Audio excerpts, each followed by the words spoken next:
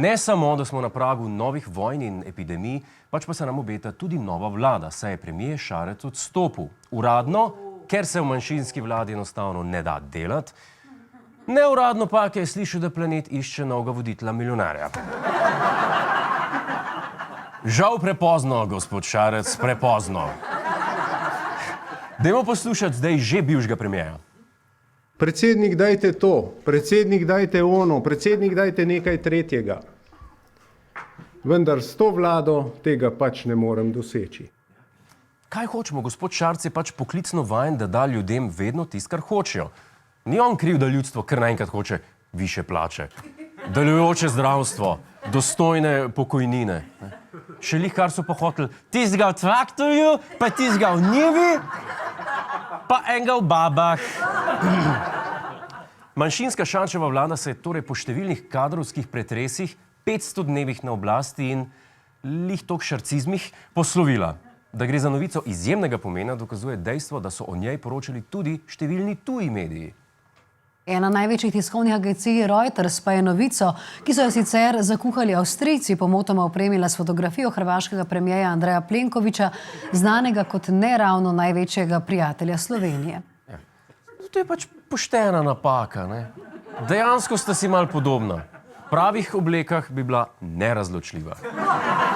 Zdaj, takšni spodrsljaji se dogajajo. Tudi nam se je že zgodilo, ne vem, da smo recimo ob poročanju odstopa avstrijskega premierja Kurza pomotoma pokazali to sliko. To se zgodi. Kakorkoli že, takoj po padcu vlade se je zgodilo pa nekaj neverjetnega. Politiki so si bili enotni, kot že dolgo ne. Zato je najbolj pošteno, da gremo na predčasne volitve.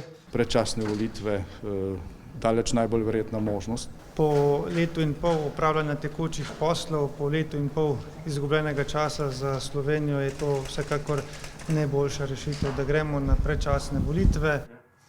To, da je gospod Šarec za predčasne volitve, ni presenetljivo. Presenetljivo je, da je bil zanje tudi gospod Janša. Še bolj presenetljivo pa je, da gospod Tonin misli, da je leto in pol zgubljeno. In to isto leto in pol, kjerem se je vozil s hoverboardom, preiskoval lepo Natašo in si popravil zobe. To ni zgubljeno leto in pol. Zgubljeno leto in pol je, če pišeš knjigo, ker se bojiš, da boš zgubil svojo oddajo, pa dobiš pa še eno. Čist naključen primer. Kakorkoli že, gospod Janša je medtem ugotovil, da se je s predčasnimi volitvami samo hecal in da je najboljš, da kar on postane premier. Šokantno, vem. Dajmo si pogledati, kako je prvak opozicije k sodelovanju povabil potencialne partnerje. Vabimo tudi tiste, ki vztrajno, kljub temu, da so naša vrata odprta, zavračajo sodelovanje. Vabimo jih, da po 75 letih pridejo iz gozdov, nehajo živeti v preteklosti. Lahko tudi tweetnem. Prav ste slišali, ja? Človek se vpraša, gospod Janša vabi v koalicijo ali v društvo upokojenih gozdarjev. Čeprav to resno vprašanje, ne? Kdo bi se lahko sploh odzval v takem vabilu? Samo nekdo, ki mu je gospod Janša ljub, vsaj malo bolj kot nove volitve. Zdaj, kdo bi to lahko bil? Iz parlamenta pa bi v tem trenutku izpadli SAB in pa SMC. Ne, resno, kdo? Sprašujem. Medtem ko stranka Alenke Bratušek uradno ni naklonjena sodelovanju z gospodom Janšo, se Počivalškov SMC z njim odkrito pogovarja.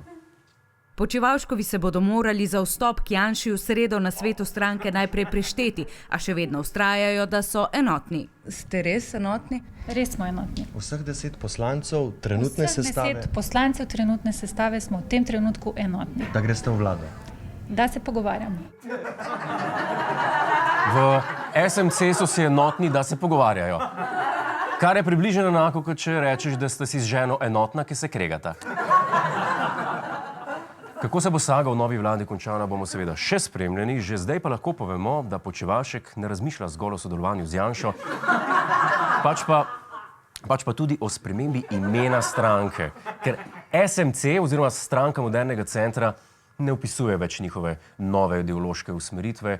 Zdaj, boljš bilo, če se preimenuje v SDNC, sam da ne crknemo.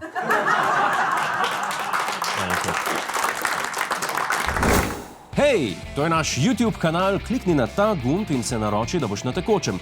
Polagaj pa nas tudi na Facebooku in na Twitterju, pa na ulici, pa na kakšnem javnem WC-ju.